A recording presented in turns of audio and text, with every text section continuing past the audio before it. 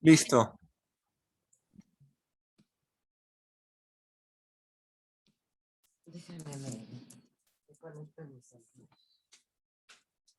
Bueno, pues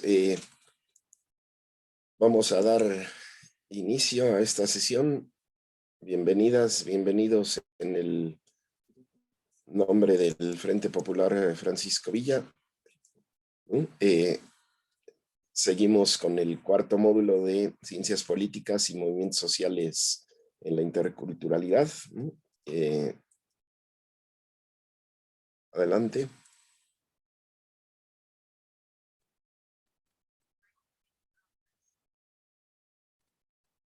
Hola, buenos días a todas.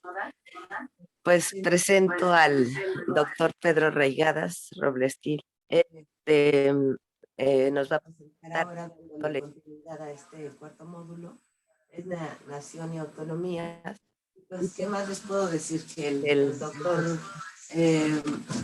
Pedro Reigadas es de origen cineasta, es lingüista. También tiene estudios en filosofía del derecho también. Es doctor en antropología y tiene pues una trayectoria muy amplia, principalmente también es doctor por Nueva Antropología de la Salud. Actualmente el doctor es profesor investigador de tiempo completo de la Universidad Intercultural Indígena de Michoacán y en el área de lengua y cultura es Ni1 y es pues un gran hombre, maravilloso, esposo, papá, abuelo, amigo y presidente de la Asociación Civil del Tiempo que Resta, además que es eh, parte de este proceso de caminar juntos en el CIET. Y pues sin más, le damos la palabra. Bienvenido, doctor, a su espacio y adelante.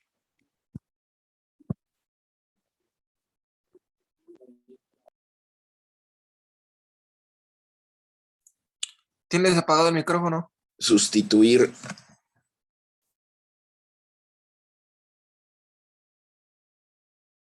Buenos días de nuevo a todas, a todos. En esta ocasión, en realidad, pues me corresponde hacer una sustitución emergente. Queríamos contar con nosotros en el seminario con el doctor Héctor Díaz Polanco, pero tenemos un tiempo de no verlo y no tengo el contacto directo y me fue imposible recontactarlo. Pero por un lado tal vez es más conveniente porque podemos trabajar en un nivel que sea muy accesible y adaptado al propósito específico de la licenciatura, de integrar la discusión a la perspectiva del movimiento social, ¿no? Entonces titulamos esta sesión Etnia, Nación y Autonomías, ¿no? Y bueno, como siempre en el proceso de lo popular, ¿no? Sí ven ven el cambio de diapositiva, ¿verdad? Sí. Ok, perfecto. Si en algún momento no embona, me dice, ¿no? Partimos de algún punto donde nos encontremos para discutir y para saber desde dónde iniciamos, ¿no? Entonces, alguno que me pueda comentar qué idea tienen de una etnia, qué es una etnia para ustedes. El que sea que abra su micrófono. No importa, ya saben que en educación popular todos sabemos y todos ignoramos y no importa tanto la corrección, sino el proceso de construcción conjunta, ¿no? Entonces, lo que a cada quien le viene a la mente y a la lengua. ¿Qué es una etnia?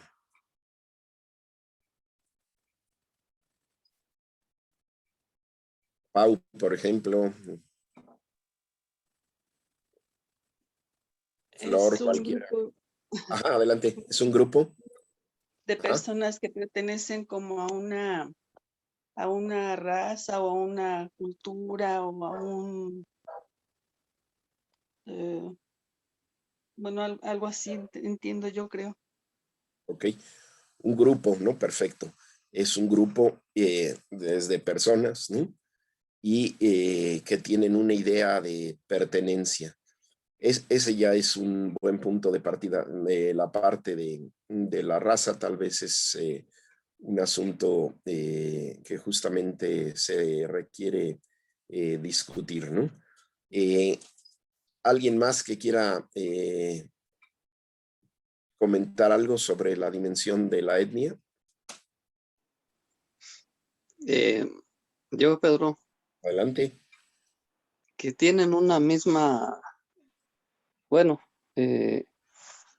constitución física o rasgos físicos similares como de carácter sanguíneo, el mismo tipo de sangre, Ok. rasgos, ajá, Ajá, rasgos ahí físicos. entraríamos justamente a la dimensión de la discusión entre etnia y raza, lo mismo que en el caso anterior. Entonces, bueno, ahorita abordamos Ok. sobre eso, ¿no? Pero bueno, ya tenemos una parte positiva y una parte de discusión, ¿no? Es decir, es un grupo humano y se asocia a una idea de pertenencia, ¿no? Y necesitamos distinguir entre etnia y raza, ¿no? Ok. Para ustedes, ¿qué es la nación? Para cualquiera de ustedes.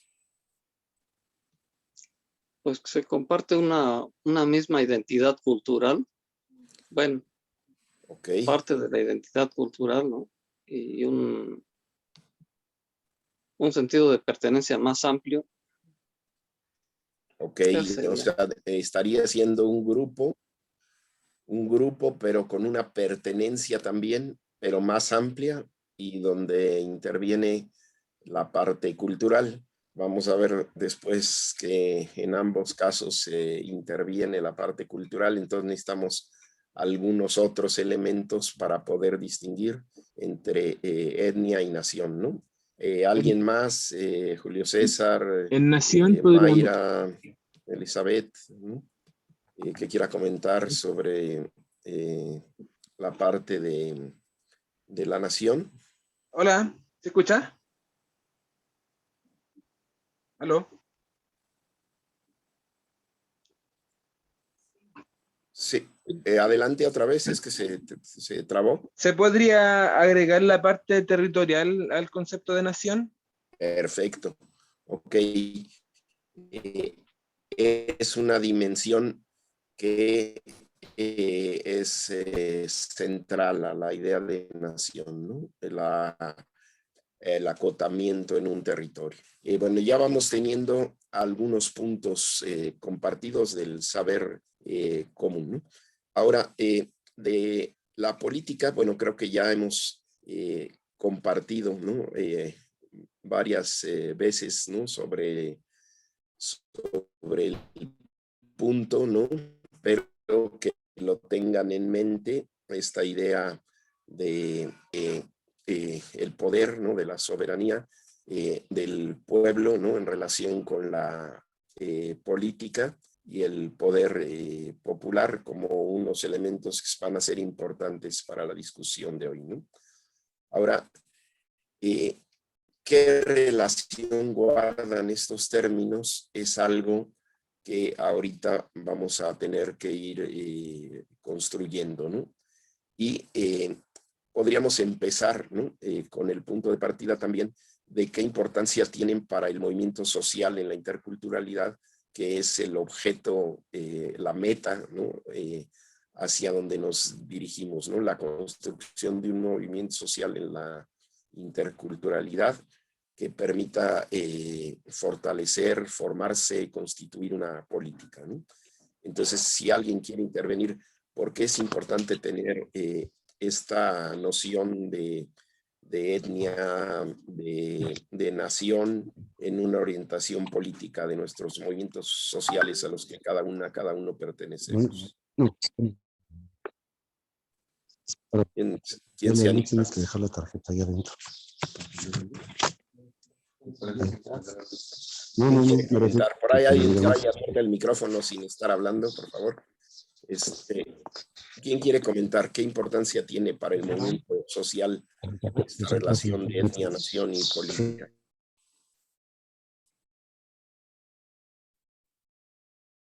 Cualquiera de ustedes que comente. Los que no han hablado o no hayan hablado. Giovanni, Jocelyn, Pau, Raúl. ¿O carece de importancia para el movimiento social tener una definición de lo nacional y de lo étnico? Pero que no me contesten eso. Yo considero que es muy relevante porque es la forma de organizarnos que tenemos para construir, a partir de la nación, construir la forma de gobierno que cada nación quiere decidir tener. Ok, perfecto. Es el marco en el que nos movemos, ¿no? Que ya decía el mismo Giovanni, un territorio, ¿no? Y desde ahí es que podemos generar las perspectivas de la acción, de la legislación, etcétera, ¿no? Entonces, bueno, con ese primer horizonte sencillo, compartido, que cualquiera de nosotros puede tener como inicio, vamos a ir arrancando, ¿no? El objetivo de la sesión es reflexionar y discutir sobre esta naturaleza de lo étnico, de lo nacional y la importancia para el movimiento social con una mira específica que es la búsqueda o en su caso la discusión y mejoramiento de las autonomías, ¿no? Un término del cual en principio, bueno, todos tenemos también una noción que autonomía es que por sí mismo, por sí misma, una persona o una entidad puede decidir, ¿no? Sobre su camino, sobre su destino. Entonces ese es el objetivo de esta sesión, que nos podamos quedar con algo en esta perspectiva, ¿no? Y que discutamos sobre ello. No me voy a meter a una definición ultra técnica de la etnia, ¿no? Pero podríamos decir es un grupo humano, ¿no? Como dijeron, ¿no? Y que comparte, ¿no? Me dicen si en algún momento se va la señal, porque aquí es bastante inestable, que comparte una cultura, comparte una historia, ¿no? Costumbres determinadas, ¿no? Todos los términos son importantes, ¿sí? Porque cuando nos fijamos solo en una perspectiva de lo étnico, desde cada etnia y su cultura, sin ver la dimensión histórica y política, entonces lo que suele ocurrir es que se desarrolla lo que se llama el etnicismo, ¿sí? Es decir, una perspectiva donde la política se deforma y solo interviene el factor. Sucede, pues ya el siglo XX y XXI nos ha mostrado la gravedad de lo que implica para el desarrollo humano desde una perspectiva democrática, socialista y universal, ¿no? Lo que fueron tanto los procesos fascistas de Italia, España y Alemania, con la eliminación de aquellos que no pertenecían justamente a lo que se concibió como una raza, ¿no? Una etnia superior, la raza aria, o procesos como el sionismo, con un fuerte componente cultural del dominio de la tradición judía sobre otras culturas, lo que implica todavía hasta la fecha el conflicto palestino, ¿no? O los procesos de guerra avalados incluso bajo el manto de la Organización de Naciones Unidas, como fueron los casos de las últimas décadas del siglo XX, de las guerras balcánicas, ¿no? En lo que fue la ex Yugoslavia, ¿no? particularmente contra Kosovo, ¿no? Y otras regiones, ¿no? Entonces, es muy importante por eso esta perspectiva, no solo étnica y cultural de la etnia, sino la perspectiva histórica y política, ¿no? Y los miembros de una etnia están unidos, ¿no? Por una conciencia de identidad en permanente creación, ¿no? Geertz decía, un antropólogo importante de los tiempos últimos, ¿no? Que es muy relevante en la dimensión étnica la parte psicológica, ¿sí? El deseo profundo de pertenecer a un grupo. Esto va a llevar en las últimas décadas a que un poco distante de esta perspectiva racial, ¿no? Se empiece a considerar, incluso con la posibilidad legal, ¿no? El que si alguien quiere profundamente pertenecer a un grupo étnico y ese grupo étnico lo adopta, se le otorga incluso y incluso una identificación, digamos, oficial de circulación por el mundo, ¿no? Como perteneciendo a esa etnia, ¿no? Y eso sucede a lo mejor en casos más o menos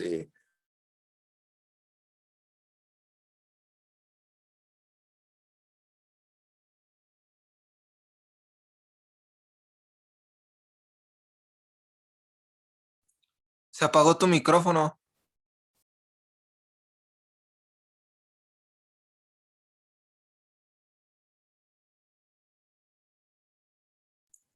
Tienes tu micrófono apagado. ¿Ya me oyen? ¿Ya me oyen? Sí, Sí, ya te vi. Ya. Era compartir porque Se se cortó salió la... compartición de pantalla y va. Ok, entonces decía que es importante la pertenencia y que incluso la ley internacional reconoce hoy ese deseo profundo de pertenencia de una persona o grupo de personas en lo que se llama la autoadscripción, ¿sí? Es decir, nosotros tenemos, por ejemplo, un amigo que es hijo de una familia de origen indígena, pero que, digamos, abdicaron de la dimensión indígena y sin embargo él recuperó esa identidad, ese deseo de pertenencia y finalmente se adscribió, ¿no? Y pidió su autorización, ¿no? Dentro de un grupo y se mueve por el mundo como una persona originaria, ¿no? Porque tiene esa autoadscripción reconocida, ¿no? por el grupo. Conozco un caso muy simpático también de un finlandés que es adoptado por los MEPA, por los tlapanecos, ¿no? Y así podemos tener casos individuales o grupales, ¿no? O mestizos que están integrados en una región étnica originaria y deciden ser parte de ese grupo, ¿no? En otros casos, pues por supuesto hay conflicto, ¿no? Ahora, esta noción de etnia como un grupo humano con cultura, historia, costumbres y conciencia de identidad compartidos, ¿no? No es para nada lo mismo que lo que comentaba Octavio y otro compañero, ¿no? La parte de la raza, ¿sí? Porque la raza es algo que se ubica en una dimensión, por un lado, de lo físico, los rasgos objetivos y como inamovibles, ¿no? Que estarían separando en la tradición occidental, ¿no? ¿Sí? Y está asociada al eurocentrismo y al proceso de discriminación, ¿no? Por eso nunca van a ver que un antropólogo se refiera a la dimensión racial, salvo para definir procesos propiamente físicos restringidos, nunca para los procesos culturales y sociales que rebasan totalmente la dimensión racial, ¿no? Y por supuesto, en general, pues la antropología progresista y decolonial va a rechazar el uso discriminatorio que ha costado tanto en la historia mundial y sigue costando a veces incluso en enfrentamientos interétnicos, ¿no? Como el caso trágico también del siglo XX de África, ¿no? Donde se han perdido millones de vidas en el conflicto interétnico, raciales, ¿no? Entonces, ¿no? Y la idea de identidad y la importancia de esta dimensión de pertenencia va a ser clave, porque en realidad cuando en lo que va a ocurrir que se va a disolver la etnicidad, ¿no? Y finalmente los grupos acaban en un proceso de integración a algo más amplio, ¿no? Porque se diluye, se pierde, ¿no? La pertenencia de origen a esa historia cultural y política, ¿no? Entonces, interviene la subjetividad y la intersubjetividad de manera clave, ¿no? Ahora, en la parte de la constitución de las naciones, ¿no? Aunque utilizamos el término de una manera muy amplia, ¿no? Ya se comentaba la parte del territorio, ¿no? Y del centro donde podemos ubicarnos en la perspectiva legal y política, ¿no? Como concepto propio, ¿no? Es producto del capitalismo avanzado, es decir, no de su origen, ¿no? Cuando decimos nación en un momento previo, estamos haciendo como una extensión de la idea de nación moderna hacia atrás, ¿no? Pero, por ejemplo, situándonos en el continente europeo, Italia no se consolida como nación, es decir, como un territorio unificado con las características que vamos a ver, sino hasta la segunda mitad del siglo XX con Giuseppe Garibaldi, ¿no? El revolucionario italiano, ¿no? Marx mismo, alemán, ¿no? Escribió sobre cómo Alemania era una nación muy débil, ¿no? Porque le faltaban características de integración en este sentido propio de la nación moderna, ¿no? Y también se empezó a dar cuenta, aunque ese es uno de sus grandes déficits, ¿no? Que no es tanto pues de él como gran pensador, sino es un déficit en tanto la circunstancia histórica, cultural y política, ¿no? Hoy tenemos ya muchas décadas de pensamiento decolonial y nos ubicamos en un lugar para hablar, para pensar, para sentir muy diferente al europeo. Pero en ese momento, bueno, es la hegemonía total europea, ¿no? Porque sabemos que las independencias en realidad fueron reconducciones de la dependencia, ¿no? Pero Marx, con esa genialidad y esa visión democrática amplia, ¿no? Pudo empezar a ver como el problema nacional y la dimensión imperialista en escritos, por ejemplo, sobre Irlanda, sobre la India, algunas cosas de Indochina, ¿no? Dándose cuenta que había ahí algo más, que no era solamente el problema de la lógica de clase, de la burguesía y de la imposición del capital. Había algo que iba más allá de ese problema, ¿no? Lenin, por su parte, en la tradición socialista, en cuanto triunfó la revolución de noviembre, llamada de octubre, ¿no? Se reconocieron las nacionalidades, que era como se nombraba, ¿no? Y desde esa construcción de las nacionalidades se otorgó la independencia a Irán, se otorgó la independencia a Mongolia y a otras naciones que el imperio del zar, que fue uno de los más extensos, ¿no?, que ha habido, tenía sometidas esas regiones, ¿no? Cuando muere Lenin, Stalin, una de las contribuciones teóricas que sí tienen, en otras fue sumamente dogmático, cerrado y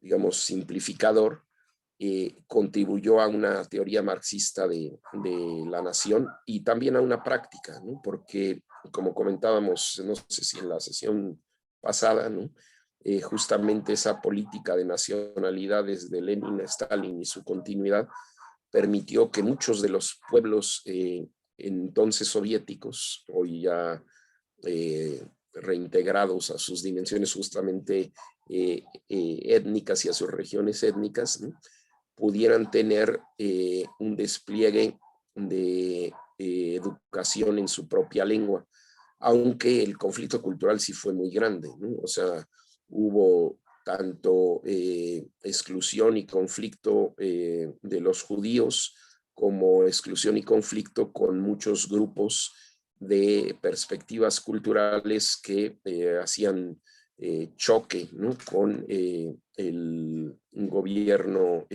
soviético, ¿no?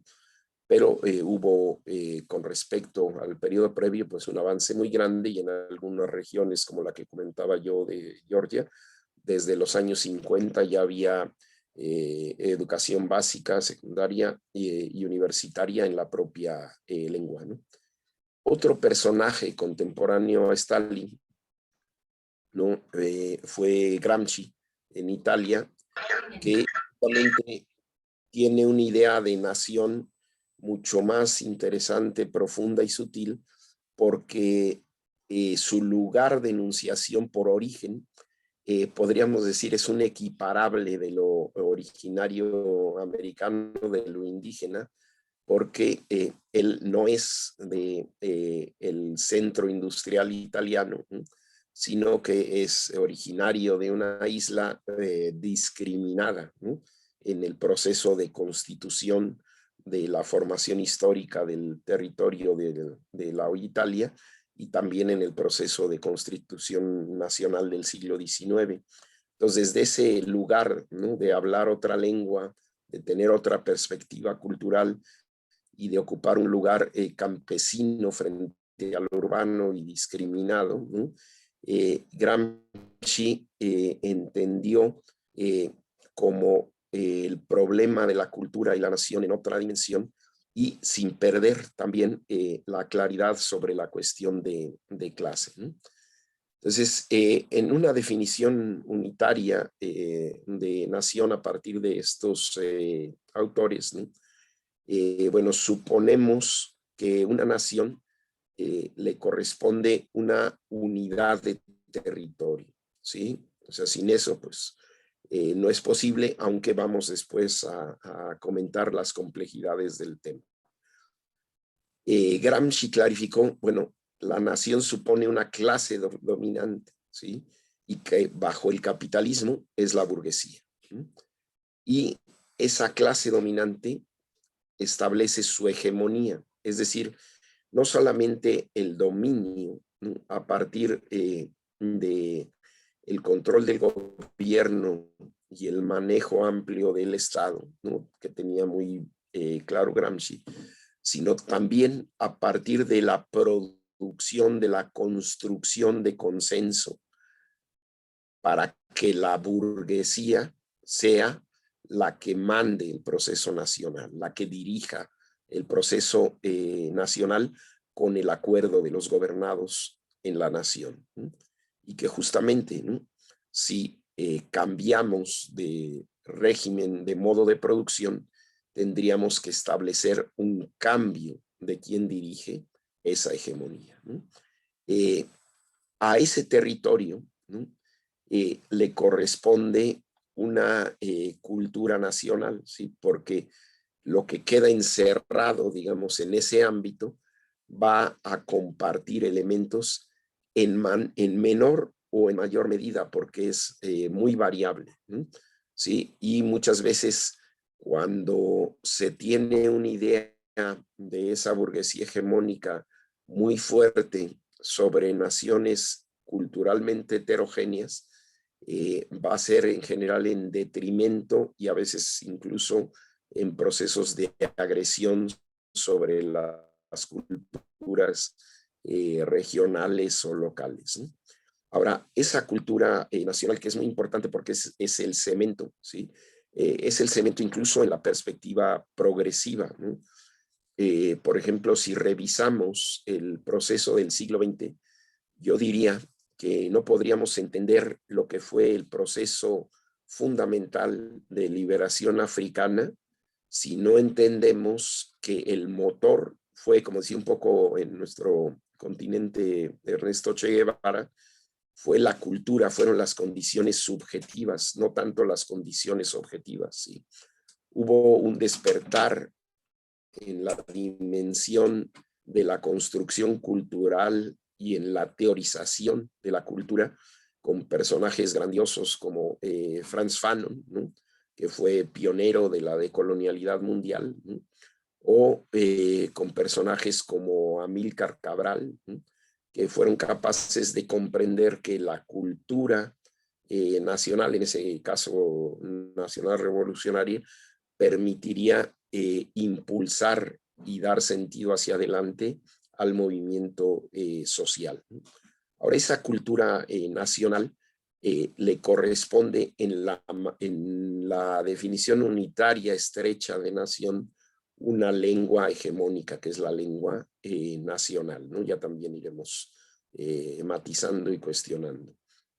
Ahora, un detalle importante sobre la base de esos elementos de la nación en sentido propio, el territorio, la clase dominante, su hegemonía, la cultura nacional y la lengua nacional, es muy interesante que la ONU, cuando media los procesos de guerra, de beligerancia, considera dos elementos para poder validar la acción de un grupo, ¿no? Ocupar y administrar un territorio y contar con fuerzas armadas organizadas que actúan bajo una autoridad que es responsable, porque el derecho de guerra supone esas entidades responsables con las que se pueda discutir, negociar, impedir, limitar acciones de guerra.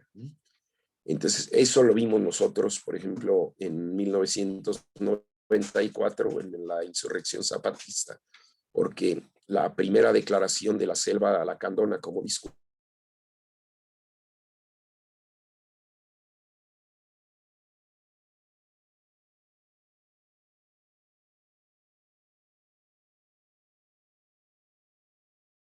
¿no? Que se asocia en general a la nación, que es una bandera, ¿no?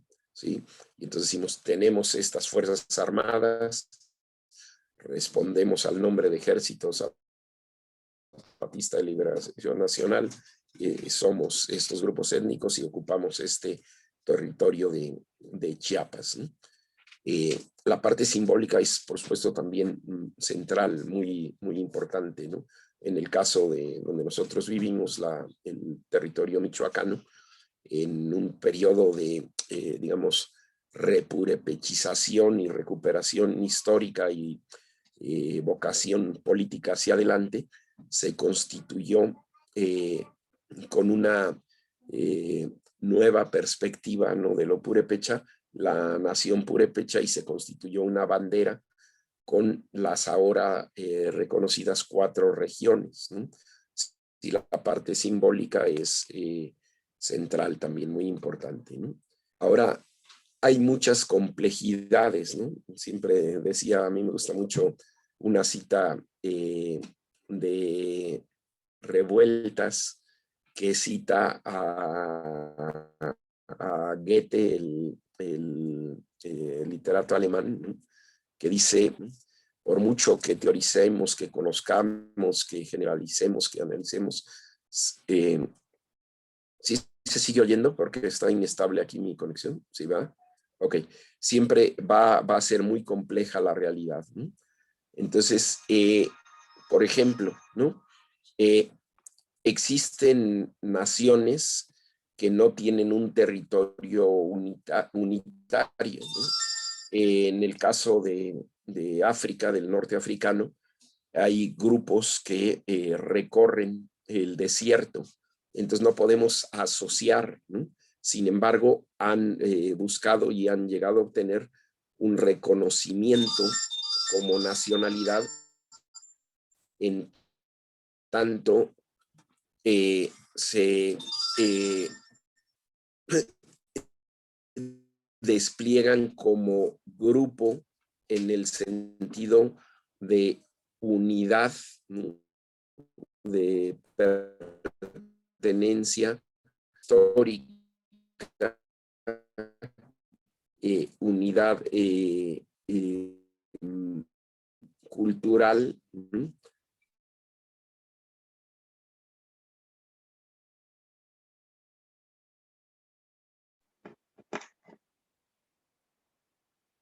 Se fue la señal.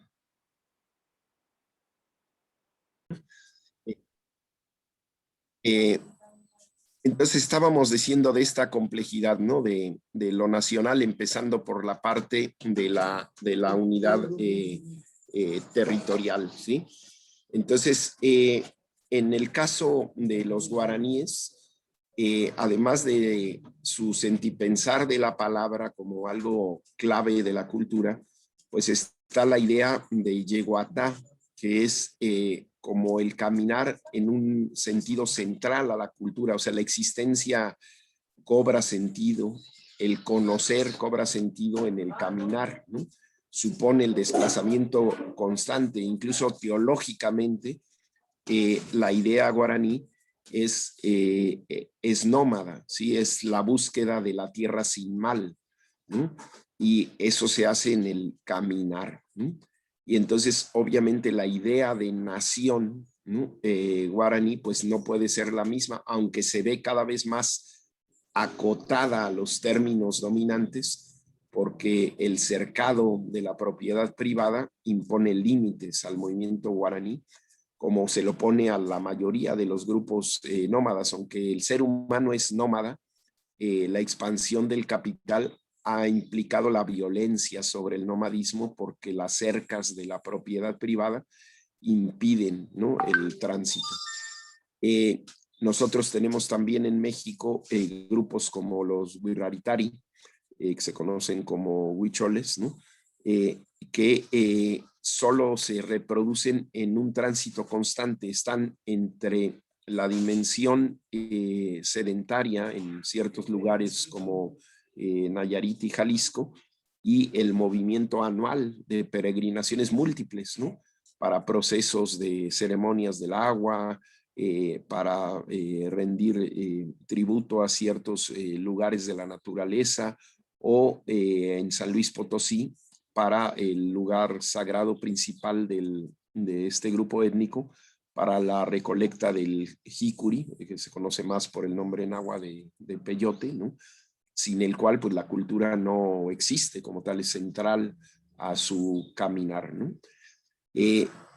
Otra cuestión de esta idea más restringida de nación es que bajo el socialismo, decíamos, el grupo dominante y la hegemonía pues ya no correspondería a la burguesía, sino al pueblo organizado.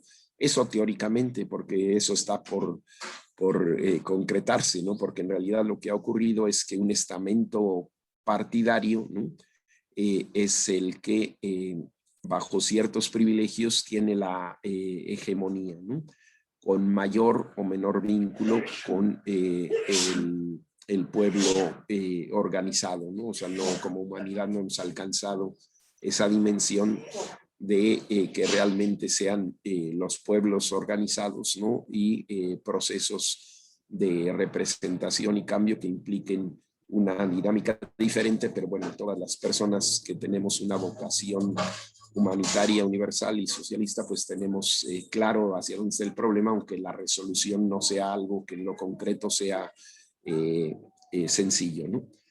Por otro lado, la idea de nación tiene un privilegio de lo unicultural, cuando los países en su mayoría fueron o son todavía multiculturales, ¿no? La lengua nacional para nuestros países africanos, los asiáticos colonizados y de nuestro subcontinente, ¿no? Y Abya Yala, ¿no? En general, la lengua nacional supone una discriminación de las lenguas originarias. No es lo mismo, por ejemplo, que para el caso alemán, ¿no? ¿Sí? Donde hay una cierta homogeneidad y entonces la lengua nacional está muy relacionada con la absoluta mayoría en el territorio determinado, ¿no? Perdón, voy a bajar tantito las... entonces, y aquí vamos, ¿verdad? Ok. Luego, hay mucha violencia, ¿no? En el proceso de constitución nacional y hay excepciones a esa idea general, a esa regla general, ¿no? Se han eliminado masivamente lenguas y culturas en todos los países colonizados a partir del largo proceso, a veces secular, ¿no? De siglos de constitución nacional, ¿no? Eso hay que tenerlo bien claro, ¿no?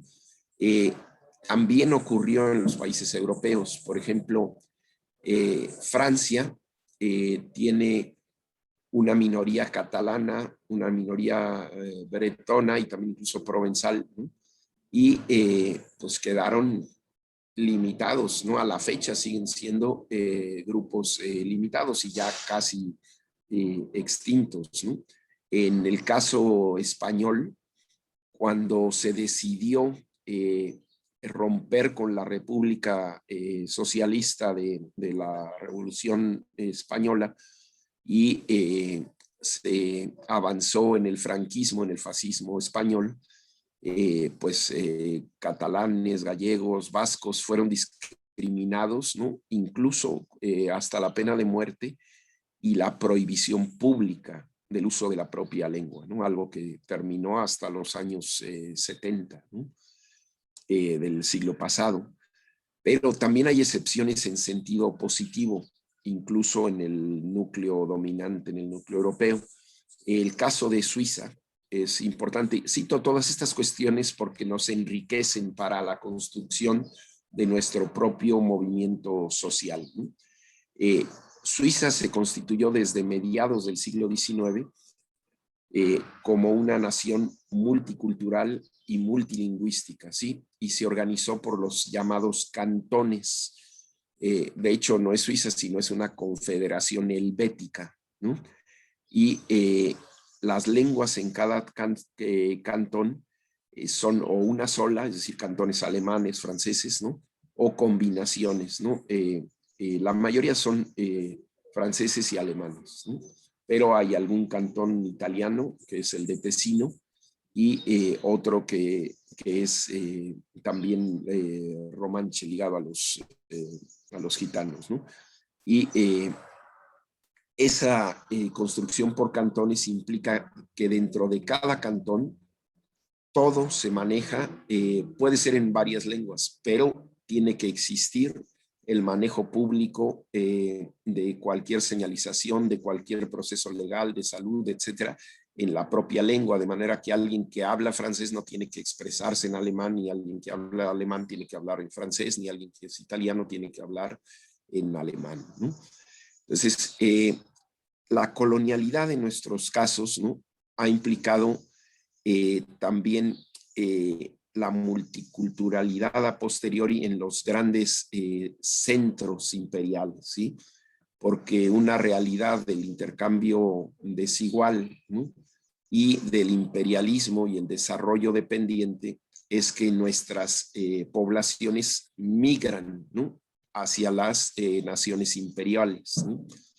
Entonces se van a constituir procesos multiculturales en las naciones dominantes por ese proceso de migración en condiciones de discriminación, ¿sí? Como los árabes en Francia o los turcos en Alemania o los latinos en Estados Unidos, ¿no? Es decir, son minorías, ¿no? Pero son minorías que tuvieron que llegar a la migración y a formar parte de otra entidad nacional debido a que el mismo imperio lo requirió, ¿no? El caso de Francia, por ejemplo, en el intercambio constante con África, donde tuvieron colonias, en algún momento llegó incluso al grado de que al perder Argelia con la revolución argelina en los años 60, ¿no? Había argelinos que estaban ligados al imperio y entonces el imperio francés los tomó y los llevó a Francia, ¿no? Entonces ahora sí que llevó el problema nacional por la propia política imperial o lo expandió, ¿no?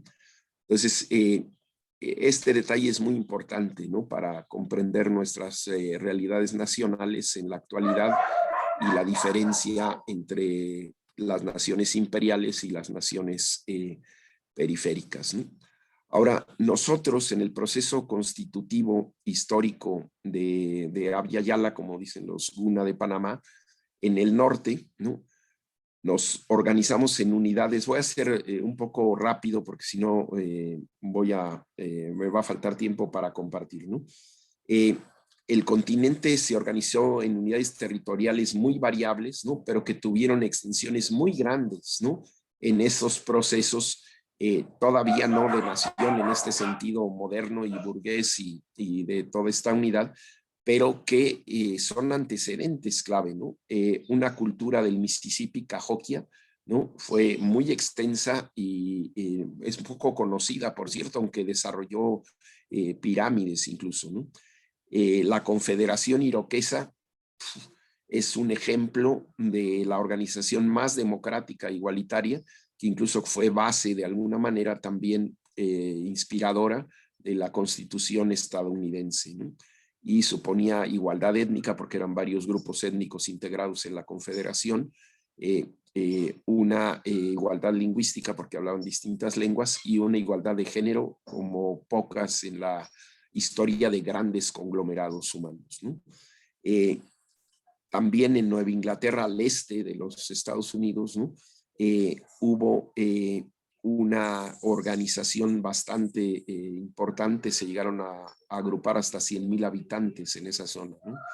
Por supuesto la mexica, ¿no? Bajo el mando de un tlactuani y un cihuaco, algo que se suele olvidar, pero que es clave. O sea, había una figura masculina y una figura femenina, que a veces era nominal en el sentido de que la persona llegaba a ser hombre, pero en muchas ocasiones sí era una mujer, ¿no? Y que tenía una integración multicultural y multilingüística, ¿no? Aunque se utilizaba el náhuatl como lengua franca, ¿no? Era un estado multiétnico de educación universal para el caso central, digamos, de la organización estatal, que era Tenochtitlan, ¿no? Bueno, ahí pongo algunos datos, ¿no? de la extensión. Comprendía más de 350 ciudades-estado que eran sometidas, ¿no? En el caso del sur, el llamado Tahuantinsuyo fue el más vasto conglomerado, la más vasta agrupación, digamos, protonacional de la tierra en 1491. Claro que había una organización donde todo era de algún modo propiedad del Inca, ¿no? Y para darse una idea de lo que implicó, había 1 millar de personas solo para guardar memoria de las cosas, ¿no? Y había también unidad de lingüística, ¿no? Pero es muy curioso porque era un estado donde no había dinero, no había mercado, no existía el hambre, ¿no? Y se contaba con superávit de la producción, ¿no? Incluso en el caso amazónico, ese sí previo a la invasión europea, se llegó a tener una agrupación de hasta 400,000 habitantes en la región amazónica. Hay pirámides en la región amazónica, ¿no? Entonces, esto es muy importante porque nos da una idea de la profundidad y, digamos, la necesidad de tener la mirada histórica en nuestra Constitución Nacional particular y nuestroamericana, ¿no? Ahora tenemos, ¿no? Para ver el problema en una dimensión grande de la relación etnia-nación, tres grandes familias lingüísticas en el continente, ¿no? Al mero norte es la esquimo-aleutiana, donde pertenecen los inuit o mal llamados esquimales, la nadene, que corre por la línea occidental, que son ya no tantas lenguas, ¿no? Las atabascanas, otras, y la mayoría del continente es de filiación de familia amerindia. Ahora, hay muchísimas regiones culturales en el continente. Las más grandes son justamente Mesoamérica y la región andina, ¿no? Ahora, se estima en Ethnologue, que es una revista que es como de las más autorizadas para los procesos de conteo de lenguas y culturas, que todavía hoy en 2021 tenemos más de 900 lenguas continentales, ¿no? Ahora, muy importante nuestra perspectiva nacional es entender la colonia, ¿sí? No solamente estos antecedentes originarios. ¿Por qué? Porque el Estado colonial supuso una organización territorial, ¿sí? Fueron como grandes conglomerados territoriales de virreinatos, ¿no? Porque nuestras constituciones nacionales vienen de ahí, ¿no? ¿Sí? Y implicaba la dependencia absoluta, es decir, el dominio y autoridad extremo de la monarquía peninsular con controles caciquiles con los grupos indígenas o apartamientos, ¿no? De las poblaciones. Implicó control territorial, limitación de la producción, es decir, que una característica nacional básica, que es la autonomía, pues no existía ahí porque se limitaba la producción y se extraía la riqueza, pero la limitación de la producción y la extracción de la riqueza se prolongó y se prolonga hasta la fecha, porque no es algo que haya terminado, ¿no? ¿Sí? Implicó la imposición de la cultura colonial, ¿no? Que si no era nacional, va a transferirse a los procesos nacionales, ¿no? Y el dominio, pues era una especie de rey, es decir, era un rey segundo, un alter rey, ¿no? de España, y que lleva a la constitución de los procesos que hasta en la literatura hemos retratado, ¿no? De los poderes supremos de las dictaduras, ¿no? Implicó la imposición de las lenguas europeas, francés, inglés, español, en algún caso holandés, el portugués, ¿no? Y el epistemicidio cultural. Implicó el ascenso interno criollo, ¿no? Por encima de los mestizos, de los indios y los negros, ¿no? Y que es un problema de la Constitución Nacional, ¿no? Que seguimos arrastrando, ¿no? Nosotros, por ejemplo, en México tenemos el servicio de transporte del metro, ¿no? Y cuando iniciaba, ¿no? Ahí en los años 70, 80, ¿no? Pues uno se subía al metro y era evidente, ¿no? El racismo. O sea, estaba en el metro fundamentalmente la población mestiza y india de la ciudad, ¿no? Y rara vez veías a alguien que en su origen tuviera la afiliación criolla, ¿no? Y bueno, en su caso también los procesos de concentración de poder que nos han costado tanto en América, porque el virreinato pues, integraba el mando virreinal, la gobernación, el mando militar, la hacienda y lo judicial, ¿no? Por eso la constitución y separación de poderes es tan compleja en nuestra historia, ¿no? Ahora, la independencia, paradójicamente, ¿no? Para la Constitución Nacional Multicultural fue muy compleja porque implicó despojo de tierras y agresión sobre los pueblos originarios que no había antes, ¿no? Ya lo han comentado en alguna acción, por ejemplo, con el caso mapuche en Chile, ¿no? Se negaron lenguas y culturas originarias, en nuestro caso de México, ¿no? En el periodo progresivo, de alguna manera, de la reforma, Ignacio Ramírez, conocido como el Nigromante, planteó la posibilidad de que el náhuatl fuera una lengua nacional. Bueno, perdió por absoluto aplastamiento, ¿no? O sea, no pudo pasar esa reforma, ¿no? Entonces, en general, ya en los periodos del siglo XX, en México, como en gran parte de América, ocurre el indigenismo y una identificación de la nación con la integración y la unidad nacional. ¿Qué implica esto, no? O sea, lo que las clases burguesas dependientes, dominantes de nuestro continente consideraron es que el hecho de construir en la independencia las realidades históricas y las unidades sociopolíticas que llamamos naciones americanas, ¿no? De esa idea se derivó de manera falsa que construir unidad nacional es liquidar identidades indígenas propias, ¿no?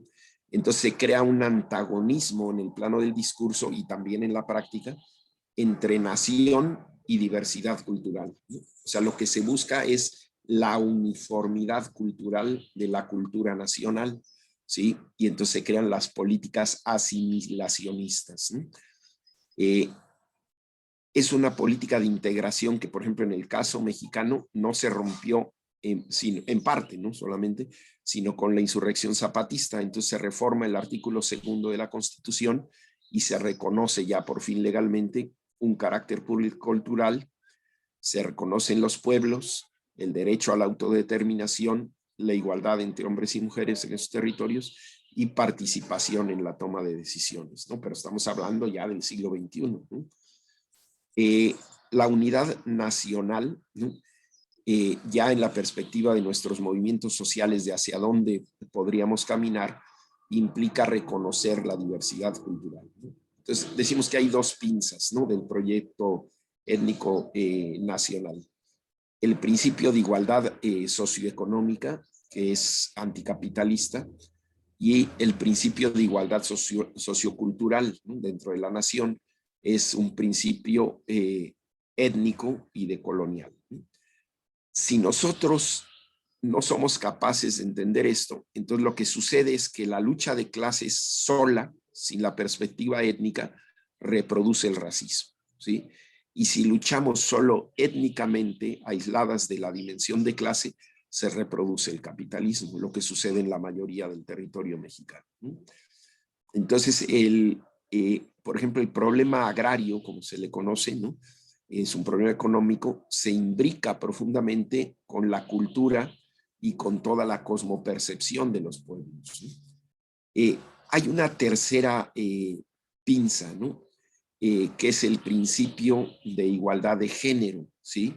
O sea, construyendo lo étnico nacional en una perspectiva socialista y progresiva, ¿no? O sea, necesitamos juntar la pinza anticapitalista, la pinza anticolonial y la pinza antipatriarcal, porque de otra manera nos perdemos, ¿no? Y dentro de la pinza decolonial es muy importante entender que en algunas de nuestras regiones como Venezuela, Colombia, Ecuador, México, tenemos lo que se ha denominado desde los fines del siglo pasado la tercera raíz, ¿no? Es que también tenemos a grupos afrodescendientes, ¿no?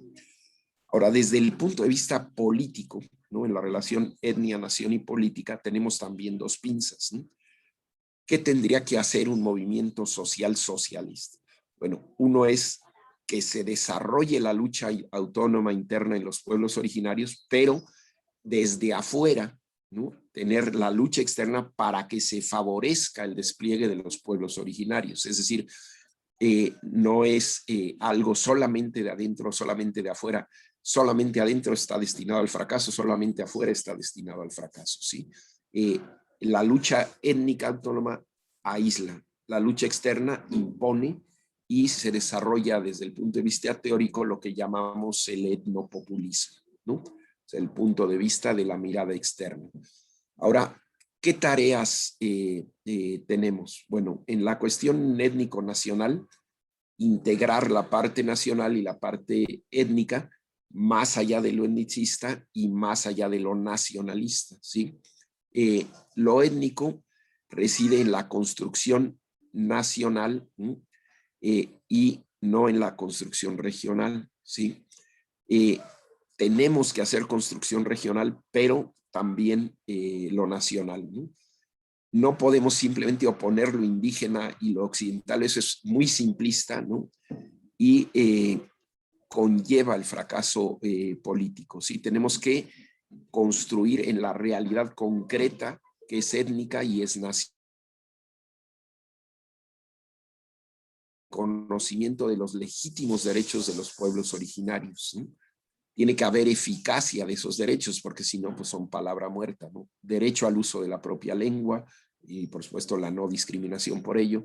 Derecho a la educación en la propia lengua, que no existe en la mayoría de nuestros países. Derecho a la justicia en la propia lengua, derecho a la salud en la propia lengua, derecho a la propia cultura, ¿no? Y reconocimiento de esa diversidad como riqueza, ¿sí? Es decir, como algo que sea presente y futuro, ¿sí? Y no solamente como un reconocimiento como la educación bilingüe y bicultural para la gradual homogeneización cultural y lingüística, ¿sí? O sea, si logramos mantener, y bueno, y es lo que quieren los pueblos, no mantener esa identidad étnica y lingüística, debe verse como una riqueza, ¿no? Los poderes de la nación y la construcción nacional popular, ¿no? Tenemos en la construcción nacional burguesa europea y típica también en todos los países dependientes una tripartición del poder, ¿no? Hay un poder ejecutivo de mando, un poder legislativo y un poder judicial. En los procesos revolucionarios se considera la unidad del poder popular, o sea, más allá de lo ejecutivo, legislativo y judicial, la idea revolucionaria es la constitución de poder popular. Ahora, en los procesos estatales nacionales de nuestro continente a partir de Venezuela, se reconfigura, ¿no?, ese poder, por un lado, en el valor de los procesos comunales que vienen desde nuestro primer proceso revolucionario cubano, ¿no?, con los comités de cuadra, ¿no?, y después los procesos en Venezuela y los nuevos emergentes, ¿no? Pero también se crean en Venezuela dos nuevos poderes, ¿sí? El poder ciudadano, que comprende órganos con autonomía funcional, ¿no? Y en nuestro caso, por ejemplo, de México, ahí se agruparían cuestiones de Ministerio Público, de Defensoría del Pueblo o de Contraloría General, es decir, de control, ¿no?, de fiscalización. Y el poder electoral, ¿no?, que comprende órganos encargados de llevar adelante los procesos electorales. En México, por ejemplo, no existe eso, aunque existe una institución que se nombra en el Estado, pero adquiere cierta independencia, que es el Instituto Nacional Electoral, ¿no? Ahora, de las autonomías y las nacionalidades, entrando al tema autonómico central, ¿no?, para ir cerrando la participación. La discusión en nuestra América, sobre todo a partir de la revolución sandinista en Nicaragua y el problema misquito de un grupo étnico que fue muy grave, ha planteado el tema de las autonomías indígenas, y las autonomías indígenas se han constituido en un nuevo paradigma, ¿sí? Es la idea de que el autogobierno a partir del territorio originario como parte de la autodeterminación de los pueblos en una perspectiva decolonial. La autodeterminación de los pueblos es algo que reconocemos históricamente, incluso a nivel mundial, en los procesos progresistas, ¿no?, y por supuesto en los procesos socialistas, y en México muy en particular en la política internacional a partir de los principios juaristas, ¿no? Pero una cosa es la autodeterminación y otra es el autogobierno en el territorio. Estas autonomías indígenas se pueden dar en regiones monoétnicas, es decir, con un solo grupo étnico, o en regiones multiétnicas, ¿no? Pero la idea es que son como parte de la construcción nacional, porque si no, entonces se constituyen en otras naciones, ¿no? Ahora, en la discusión de autonomías y nacionalidades, ¿no?,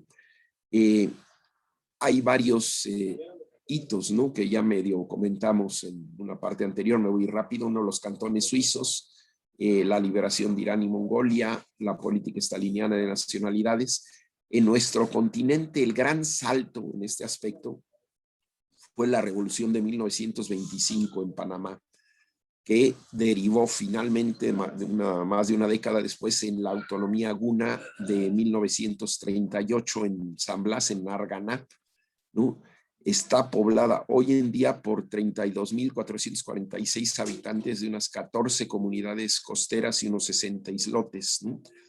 ¿Qué implica esa región? Implica autogestión compartida, tienen sus propias normas administrativas, su propia economía, no existe propiedad privada y las comunidades reparten equitativamente los beneficios, respetando derechos de posesión, ¿sí? Aquí el problema grave de esta primera organización autonómica es que hay autonomía territorial, pero carecieron durante mucho tiempo de un régimen autonómico que permitiera expandir. Y por otro lado, el gran problema nacional del narcotráfico, ¿no? Que los carcome también, ¿no?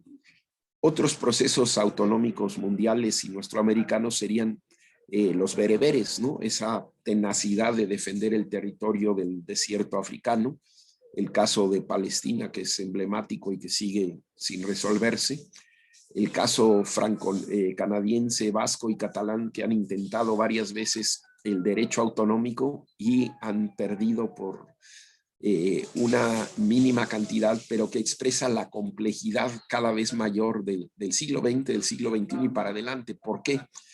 Porque las regiones se vuelven fuertemente interétnicas y entonces como no hay mayoría absoluta es muy difícil instituir esas autonomías, ¿sí?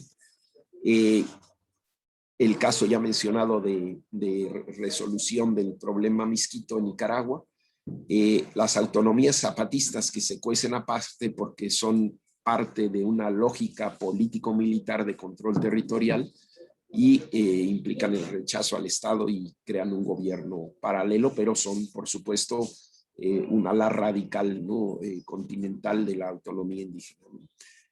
La autonomía legalmente reconocida por el Estado Nacional, que es el caso de Cherán, acá en Michoacán, y las autonomías presupuestarias. Hay avances de las constituciones en los acuerdos bolivianos con Evo Morales y todavía ahora, que se restableció, ¿no? El ecuatoriano, ¿no? En ambos casos lo que hay es mucho la búsqueda de asambleas constituyentes y la creación de reformas constitucionales, ¿no?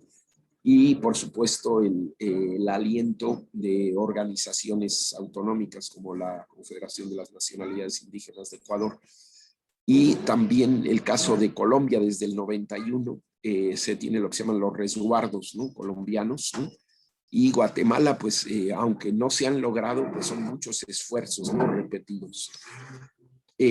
Otras luchas, por ejemplo, aunque decimos de la autonomía guna, en realidad, bueno, ahí están también pueblos quichua, Xiviar, Andoas, Zapara, ¿no?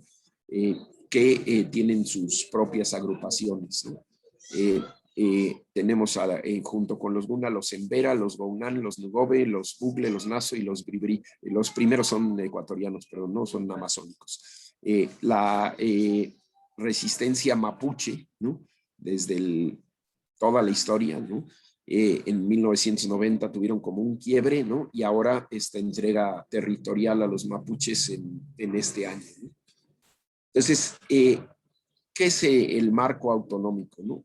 Es el autogobierno sobre un territorio que plantea posibilidades, ¿no? De gobierno desde perspectivas distintas. No es lo mismo si tenemos una región monoétnica y monolingüística o regiones monoétnicas, pero multilingüísticas, es decir, donde ya las variantes dialectales han dado lugar a distintas lenguas. Supongamos que quisiéramos en México, en Oaxaca, formar una región mixteca, pues tendría que ser con distintas políticas lingüísticas porque el mixteco está totalmente diversificado, ¿no? Regiones multiétnicas, ¿no? Distintas étnicas o una etnia y mestizos o incluso afrodescendientes, ¿no? Sería el caso de la región Misquita de Nicaragua. Ahí hay Misquitu, hay Mayangna, hay Rama y hay afrodescendientes, criol y garífuna, ¿no? Y hay mestizos, ¿no? Por ejemplo, es un problema similar al franco-canadiense o al catalán o al vasco, porque aunque de origen se constituyó con el sandinismo progresista, no con el que ahora está, ¿no? Hubo posibilidades de crecimiento pero el crecimiento poblacional mestizo es muy fuerte y entonces en general los derechos criol, garífuna, misquitu, mayangna y rama se ven muy restringidos. Ahorita están en ese proceso de lucha de, aunque hay muchos mestizos, poder defender en las regiones sus derechos, lo que es muy importante de tener claro, porque no, las soluciones muchas veces no son tan simples, ¿no? Hay regiones multiculturales como la colombiana, ¿no? Si pretendemos constituciones autonómicas revolucionarias, se tendrían que dar en una constitución nacional con consenso, hegemonía popular del pueblo oprimido en rebeldía, en construcción de poder popular, ¿sí? La relación entre autonomía y poder popular es clave, ¿no? O sea, si no hay, como ven, son varios elementos que tenemos que guardar en la constitución autonómica, ¿sí? No meternos en la dimensión del racismo, tampoco en el etnopopulismo, no desligar, ¿no?, la región de lo nacional, no desligar la construcción autonómica del poder popular, ¿no? No perder la perspectiva de clase junto a la perspectiva étnica, etcétera, ¿no? La autonomía no es exactamente lo mismo que la libre determinación, pero son conceptos íntimamente ligados y prácticas íntimamente ligadas, ¿no? En el régimen autonómico se establece un orden de gobierno nuevo, ¿sí? Se modifica el Estado en esos territorios autónomos y hay nueva jurisdicción de la organización política y administrativa estatal, ¿no? También hay procesos que no son régimen de autonomía, es decir, autonomía por procesos de legislación secundaria, es lo que pasa en Panamá, y se dará en procesos de territorios comunales indígenas, por ejemplo, reorganizando los municipios, en el caso mexicano, o equivalentes a los municipios en propiedades comunales, ¿no? Pero no se tiene derecho de autogobierno, ¿no? Hay procesos también autonómicos de facto, que sería el caso de los zapatistas, ¿no? O también menos organizado, radical, menos construido ideológicamente, como serían los pueblos en aislamiento voluntario. Nosotros en México tenemos el caso Rarámuri, ¿no? Los Rarámuri, mejor conocidos por el nombre externo Tarahumara, ¿no? Tienen procesos de aislamiento. O sea, por un lado hay algunos asimilados, otros mantienen sus pueblos en relación constante, digamos, con el Estado, procesos que han necesitado mucho asistencialismo, ¿no? Y grupos Rarámuri que se han aislado en la profundidad de la Sierra Tarahumara y que no admiten intercambio con la comunidad nacional, ¿no? Está también el caso de, de los afrodescendientes, ¿no? Porque desde la colonia se crearon comunidades afrodescendientes, ¿sí? Y algunas tienen cierto grado de continuidad. Ahora, frente a la autonomía, que es por sí mismo el grupo determinarse, la autodeterminación, la libre determinación es técnicamente, diríamos, es la creación, el avance y la ampliación de un marco institucional que permita a los beneficiarios de esos arreglos, ¿no? Autonómicos, ¿no? Dar seguimiento a su propio desarrollo, ¿no? Entonces, la autonomía es el ejercicio del derecho indígena a la libre determinación, es decir, van ligados, ¿no? La autonomía permite concretar la libre determinación. Quiero comentar aquí la Constitución boliviana, ¿sí? Porque es un caso particular y que agrupa de una manera mucho más orgánica, ¿no? Dice la Constitución boliviana: dada la existencia precolonial de las naciones y pueblos indígenas originario campesinos, este es un término que se construyó en debates muy largos, ¿no? Pueblos indígenas originario campesinos y su dominio ancestral sobre sus territorios se garantiza su libre determinación en el marco de la unidad del Estado, que consiste en su derecho a la autonomía, al autogobierno, a su cultura, al reconocimiento de sus instituciones y a la consolidación de sus entidades territoriales, conforme a esta Constitución y la ley. Es decir, el sujeto revolucionario autonómico boliviano es naciones y pueblos indígena, originario, campesinos, ¿sí? Y actúa en 3 niveles: los territorios indígenas, originario, campesinos, los municipios y las regiones, ¿sí? Entonces esto nos ayuda a ver como la concreción, ¿no? Ahora el proceso, ¿no? Y ya voy cerrando para tratar de terminar 9:30, ¿no? El proceso implica primero resistir la discriminación, la integración, la asimilación, el indigenismo, ¿no? Implica contar con un discurso, es decir, y por otro lado construir una práctica y validar legalmente la autodeterminación con las herramientas nacionales y la Declaración de las Naciones Unidas sobre los Derechos de los Pueblos Indígenas, ¿sí? Rechazar la hegemonía burguesa neoliberal multiculturalista, porque el multiculturalismo es la respuesta de los centros imperiales frente a la migración, ¿sí?, de grupos étnicos a sus ciudades, ¿no? El reconocimiento de que la nación tiene un carácter multiétnico, pluricultural y plurinacional, ¿no? Que reconozca las nacionalidades. Empezamos a manejar un nuevo término que probablemente no hayan oído, ¿no? Que es el de Estado-naciones, ¿no? No Estado nacional, sino Estado-naciones en plural, ¿sí?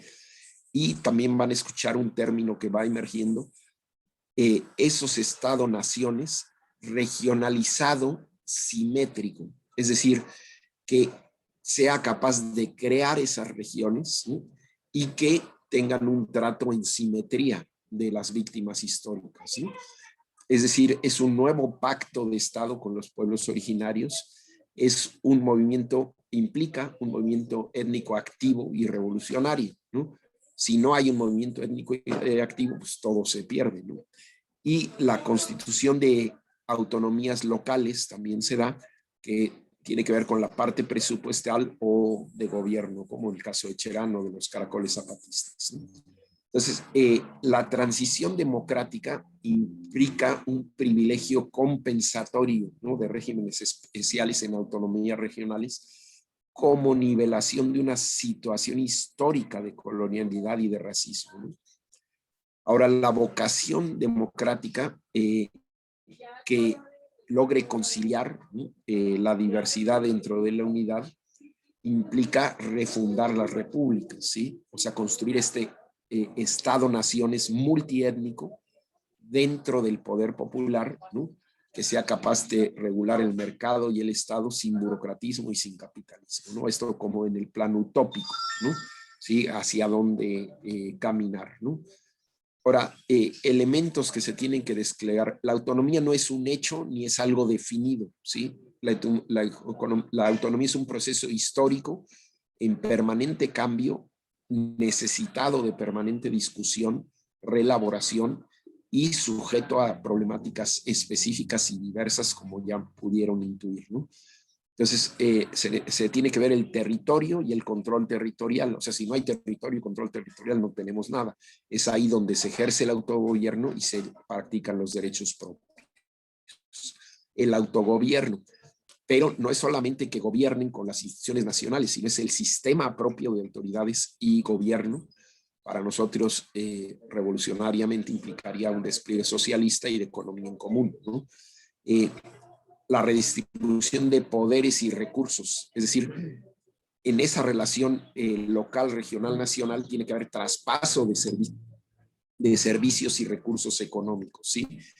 Además, se tiene que poder dentro de la región autonómica obtener recursos propios y acceder a fondos nacionales diversos para el desarrollo, para la cultura, para la educación, para la lengua, ¿no?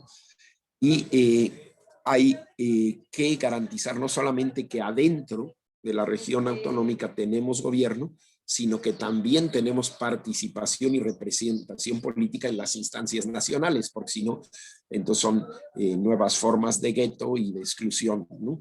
Entonces, tiene que haber jurisdicción propia y sistema propio de justicia, es decir, no solamente trasladar el control de las instituciones de justicia viciadas del capital, sino la constitución de los sistemas propios de justicia.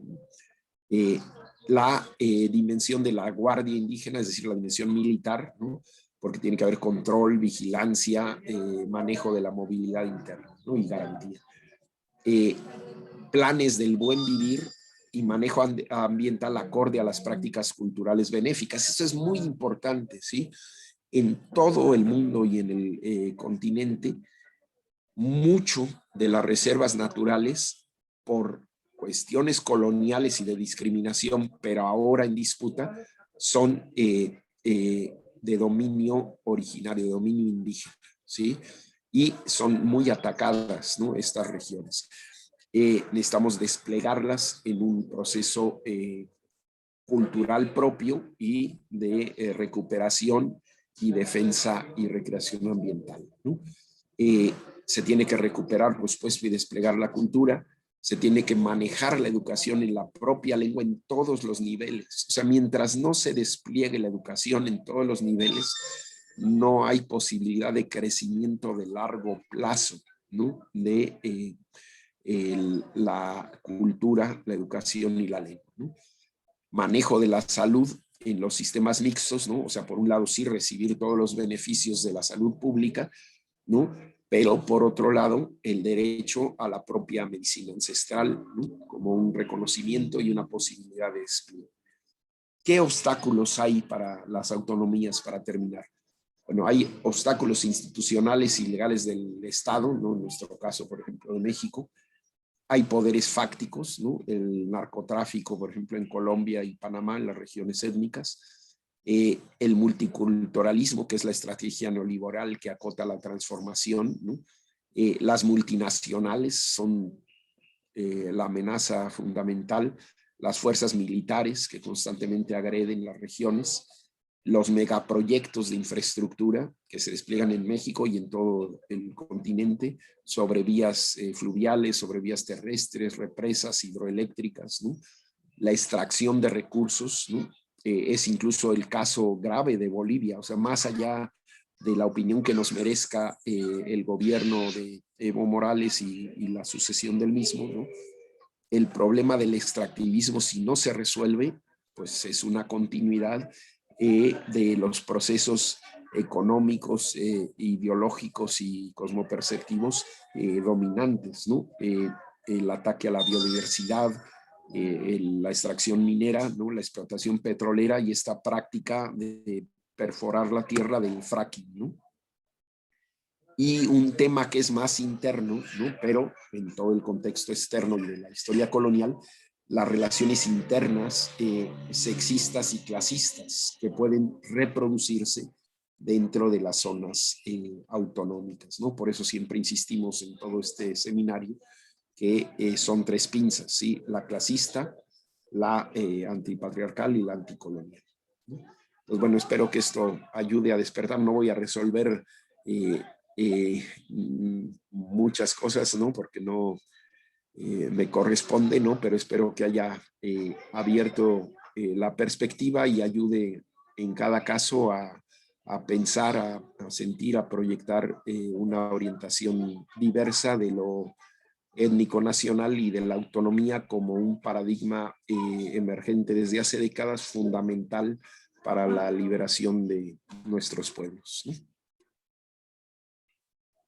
Entonces, pues ahora sí tienen ustedes la palabra, quien quiera intervenir, compartir, preguntar, si es que puedo contestar, ¿no? Adelante.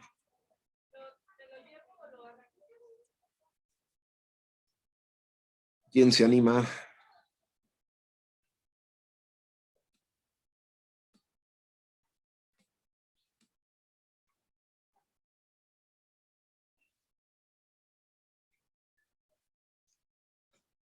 ¿Quién le entra? Abran su microfonito.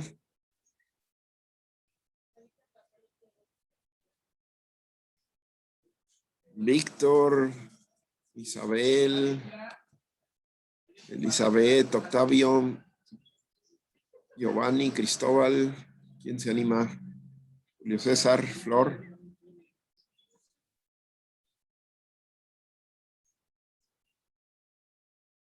No, estuvo muy confuso el asunto. Hola, buenos días. Adelante, buenos días. Pues a mí me queda claro que este tipo de información pues es básica precisamente para poder entender el contexto de lo que estamos revisando, de lo que queremos construir, de hacia dónde vamos. Y entonces me parece que es fundamental saber quiénes somos y de dónde venimos, ¿no? Tener ese sentido de pertenencia a un espacio, a una nación, ¿no? Esa identidad, para en torno a eso ubicarnos en nuestra justa dimensión en donde estamos y de qué manera nosotros podemos contribuir para construir hacia un mejor horizonte por el buen vivir de las personas. Entonces, pues creo que es la primera vez que participo, pero bueno, pues aprovecho la oportunidad para agradecer, ¿no? Este tipo de estos talleres, estos cursos, ¿no? Este seminario, más bien, ¿no? Seminario de formación política de las interculturalidades, porque a mí en lo personal me ha hecho tener más claras, ¿no? Las ideas. Evidentemente, cada vez que hay una exposición me surgen muchas dudas, ¿no? Pero bueno, pues me he dado la tarea de ir investigando poco a poco, ¿no? En un ánimo de cumplir con el objetivo del seminario, ¿no? Entonces, pues, eso es lo que yo pudiera decir. Me parece importante el asunto de las etnias, de la nación, de saber de dónde venimos, qué somos, qué podemos hacer y hacia dónde vamos. Pues muchas gracias. Muchísimas gracias, Pau, por compartirte. Yo creo que eso es siempre muy importante, ¿no? No tenemos educación popular si no nos compartimos, si no sabemos qué sucedió, porque a veces puede cualquiera de nosotros hablar y que en realidad no hay una vinculación, una relación, ¿no? Y saber para dónde caminamos, no quien expone, sino quienes aprendemos y conjuntamente, no una persona aislada, sino en lo posible todas y todos, ¿no? Entonces, muchas gracias por atreverte ahora a tomar la palabra. ¿Alguien más que quiera compartir? Buenos días. Yo quisiera opinar un poco sobre esto que comentaste de las trabas que hay en la Constitución. A lo mejor, bueno, pues intentar una iniciativa de reformas a la propia Constitución sería una de las vías, ¿no? Y pues primero sería la Constitución federal y después en los estados, pero pues es muy, bueno, ya de ahorita se presenta muy complicado el proceso, es titánico, pues, o sea, primero convencer a los, entre comillas, candidatos, ¿no? Se tiene que ser toda una labor que pues requiere incluso presupuesto para hacerlo, o sea, financiamiento. La otra sería por los medios, o sea, buscar la manera de que la mayor cantidad de personas se entere de estas trabas que hay y de esta, digamos, forma de convivir que no nos está llevando a nada objetivo, nada bueno, que va en contra del buen vivir, pues, y de cómo recuperar esa identidad nacional. Pues bueno, suena complicado, pero si no se modifica la Constitución, este es como el círculo vicioso, ¿no? No se puede avanzar en los demás, en la territorialidad y en otros aspectos de esa autonomía.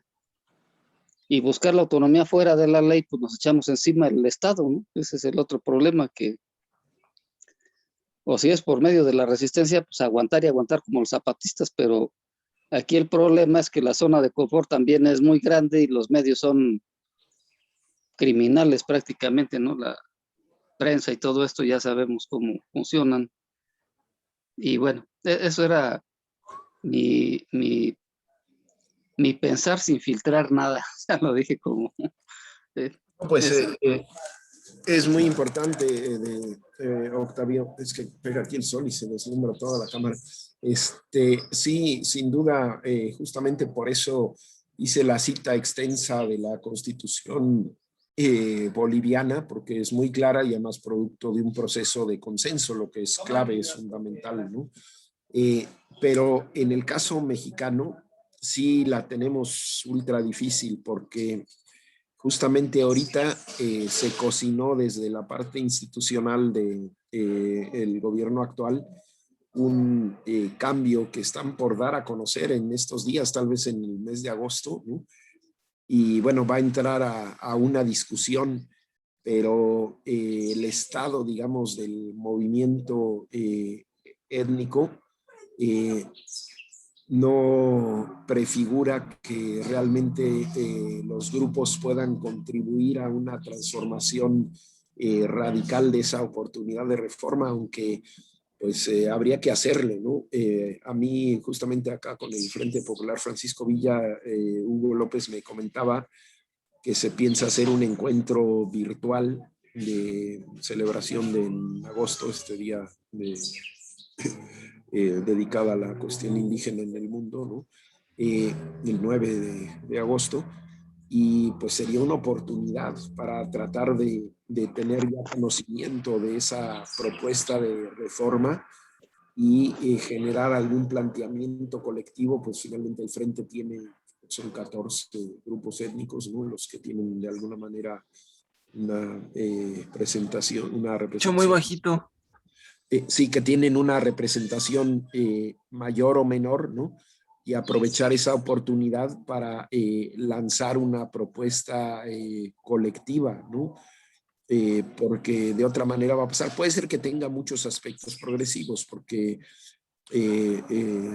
no esperaríamos que fuera algo totalmente, digamos, retardario, sino al contrario, que tuviera varios elementos progresivos, pero si no hay movimiento indígena y no nace desde el corazón mismo de los grupos étnicos, pues eso no va a funcionar, pero se requiere el movimiento étnico, ¿no? Y el pronunciamiento de los propios grupos para reorientar y potenciar esa reforma, que sería una oportunidad, pero puede ser al revés, ¿no? Si no se orienta de la mejor manera, va a ser un candado que muy difícil de romper, ¿no? O sea, que va a permitir ciertas cosas, pero las que no permita, pues ya no van a poder ser reformadas con facilidad, ¿no? Entonces yo creo que hay que estar atentos todos en la sociedad, originarios o no, ¿no? El intento de proyectar esta reforma lo más lejos posible, ¿no? Que sea en este momento. Ok. ¿No? ¿Yo puedo participar, Pedro? Por supuesto. Fíjate que como, como todos estos saberes y todas estas, todos los procesos por los que vamos pasando como movimientos sociales, como movimientos indígenas, como asociaciones civiles, como participantes de gobierno, y pienso que cómo podríamos caminar en este sentido de naciones que decías, y también reconocernos en lo colectivo, en lo común, y, y, y que las diferencias no nos separen, pues, que no sea mejor ser indígena que no serlo, o que no sea peor eh, el color de la piel o todas estas cosas. Siento que la legalidad es este tubo caliente, esta brasa de donde estamos agarrados, como lo decías en el principio, ¿no? Con los Puná y con todas estas culturas, que si se nos diera la oportunidad de que fuéramos, no sé, una cuestión plural. Es decir, que hubiera pueblos que decidieran decir no soy nación y no tengo una constitución. O que hubiera pueblos que dijeran yo sí quiero regirme con esta dinámica. Que se reconociera este colectivo. Lo que pasa es que no lo puedo expresar bien.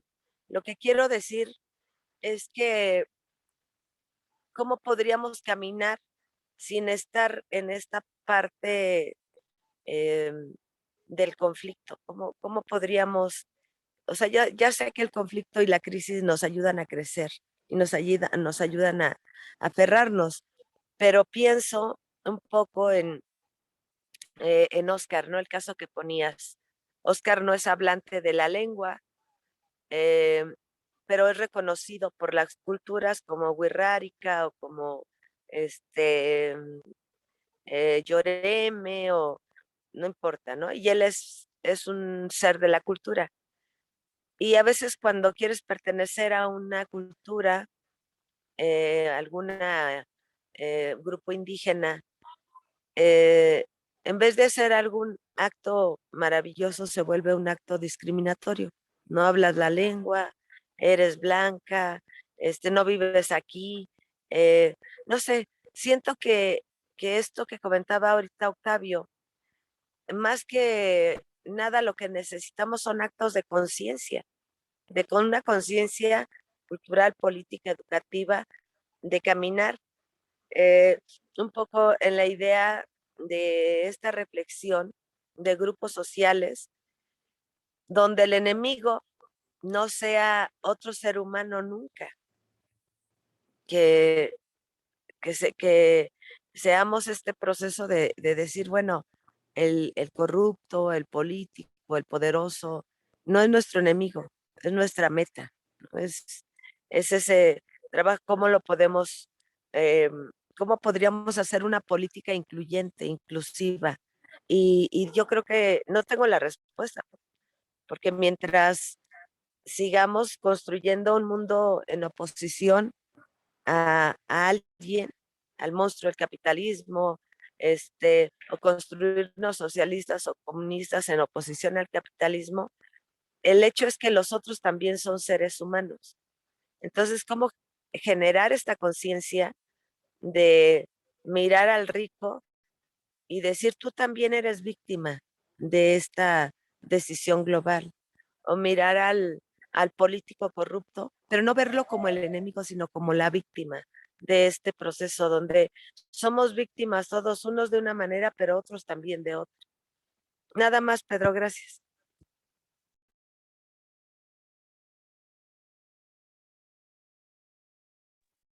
Muchas gracias. Sería una opinión totalmente personal la mía aquí, pero de alguna manera creo que sí, tiene que haber siempre ese proceso de conciencia. O sea, cuando no hay conciencia para sí, ¿no? De quién se es como individuo y quién se es como grupo y hacia dónde se quiere caminar y qué es el límite y qué implicaciones tiene para el entorno, pues no hay posibilidad de desarrollo humano y mucho menos de revolución, ¿no? O sea, o de reforma.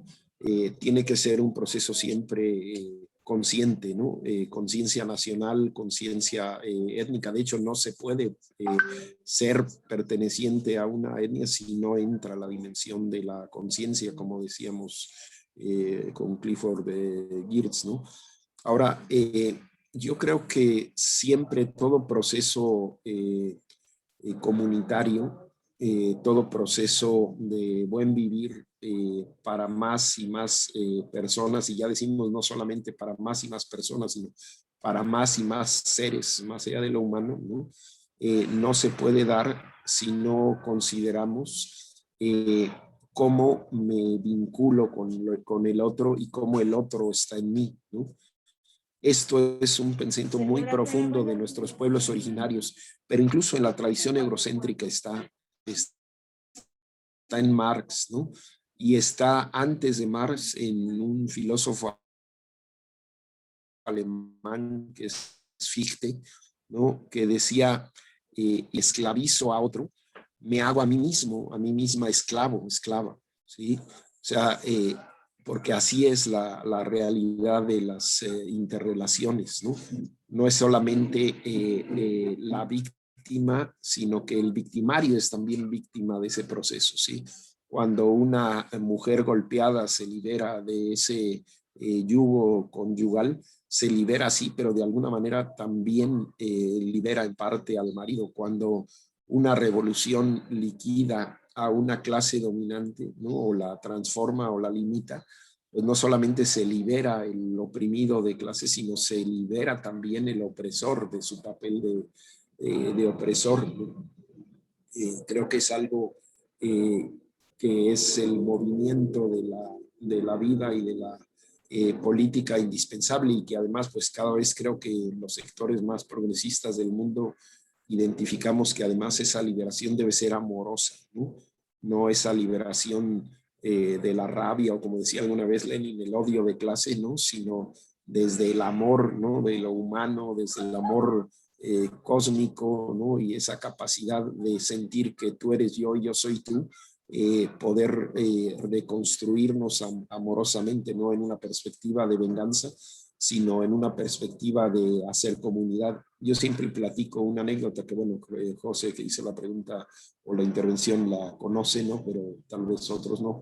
Es que cuando yo tenía una intervención de pequeña ayuda paralela con escritos y otras cosas en el proceso final de la revolución salvadoreña, el líder principal del Frente Farabundo Martí, les planteó a los líderes en una reunión, bueno, pues esto está acabando, ¿no? Y vamos a tener que encontrar una salida, ¿no? Pero estamos listos para hacer gobierno, porque si ganamos el gobierno del Salvador, tenemos que gobernar para los cafetaleros, ¿no? Tenemos que gobernar para los oligarcas, tenemos que gobernar para los militares que siguieron órdenes de matar a nuestros familiares, ¿sí? O sea, el gobierno es para todas y todos, no es para el Frente Farabundo Martí de Liberación Nacional, ¿sí?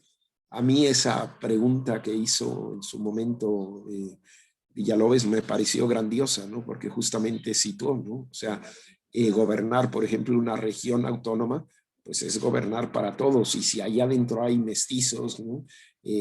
Pues se tiene que gobernar para todos, ¿no?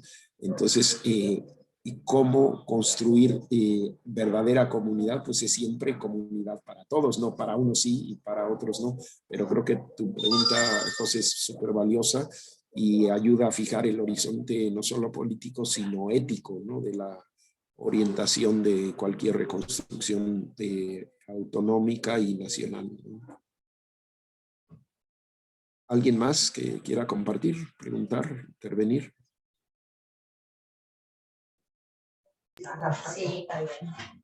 Sí, Adelante, gracias, gracias Pedro por la presentación, estuvo muy buena. Me sirvió para complementar y comprender hartas cosas, forma, significado y concepciones dentro de la multiculturalidad, interculturalidad, plurinacionalidad y todos esos elementos que son importantes diferenciarlos, sobre todo también entre la autonomía y la autodeterminación, que también es importante también distinguirlo. Y ahí yo creo que dentro de la autonomía yo quería plantear una problemática que yo he visualizado, por lo menos aquí en Chile, que yo creo que se da en muchos lugares, que es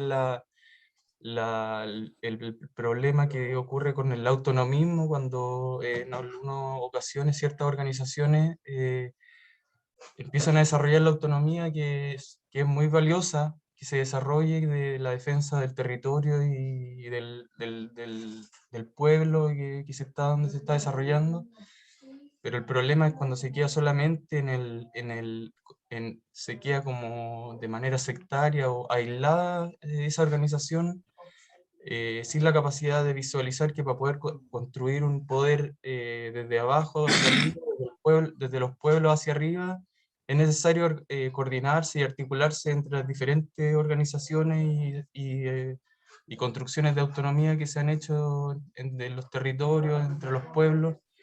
Es necesario juntarse y reunirse de manera articulada para poder disputar y luchar contra el Estado, en nuestro caso neoliberal. Entonces, ahí yo creo que hay una problemática que ocurre en muchos casos, que no se visualiza la totalidad de la situación, que se tiene que dar una lucha integral por la autonomía, y que además se tiene que avanzar hacia una construcción de un poder político y una nueva forma de construir un gobierno que sea desde los diferentes pueblos oprimidos. Por supuesto, Giovanni, es también importantísimo esta parte y justo por eso decimos que no puede ser solo la pinza étnica, sino que tiene que ser también la pinza regional y nacional, porque de otra manera se desarrolla solo a partir del propio interés cultural y no se ve la perspectiva histórica, política, ¿no? Y entonces pierde el horizonte. Y entonces éticamente, digamos, hay una pérdida enorme porque en vez de considerar la comunidad humana, ¿no? Y de considerar incluso la comunidad con el entorno, ¿no? Nos centramos solamente en nuestro grupo, ¿no? Y en ese proceso compensatorio y reivindicatorio nos aislamos, ¿no? Y a la postre acaba siendo incluso perjudicial para ese propio grupo, ¿no?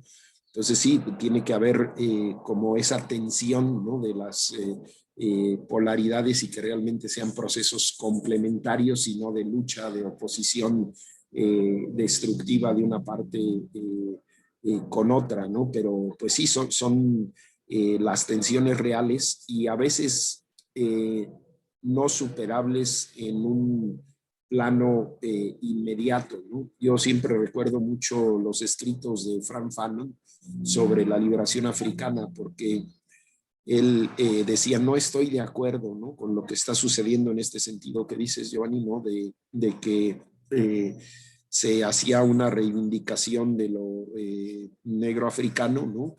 En contraposición total y hasta la aniquilación del blanco, ¿no?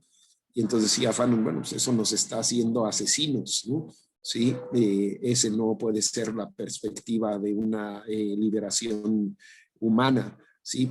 Pero sin embargo no se le puede pedir a quien ha sido esclavizado, sacado de su territorio, vuelto objeto, ¿no? Que además tenga toda la sensibilidad, ¿no? Para inmediatamente considerar candorosamente al otro que lo oprimió, ¿no? Entonces muchas veces estos procesos de constitución autonómica pues tienen la carga histórica de 5 siglos de opresión colonial, ¿no? Y no fácilmente van a encontrar un punto de balance.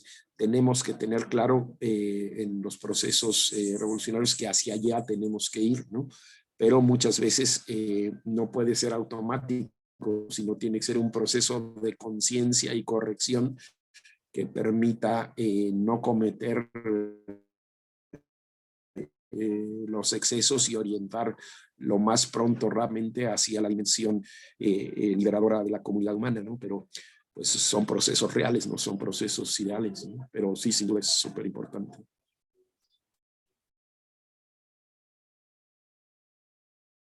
¿Alguien más que quiera compartir o vamos cerrando? Otra intervención, aquí cerramos, agradecemos en el nombre del Frente Popular Francisco Villa, en el nombre del Centro de Investigaciones y Estudios Transmodernos. Esperar que está inestable la conexión. Los invitamos entonces el próximo sábado, estará el doctor Bilbao, Lucas, el compañero de acá de Michoacán, Purépecha, que ya ha intervenido, para hablar como más en concreto de la parte autonómica desde una dimensión vivencial, ¿no? Y todos y todas los que tienen como experiencias en este ámbito, pues son invitados a co-construir la intervención, ¿no? Y nos vemos pronto. Muchas gracias a todos, a todas. Hasta luego. Gracias, Pedro. Gracias a No, todos. muchas gracias.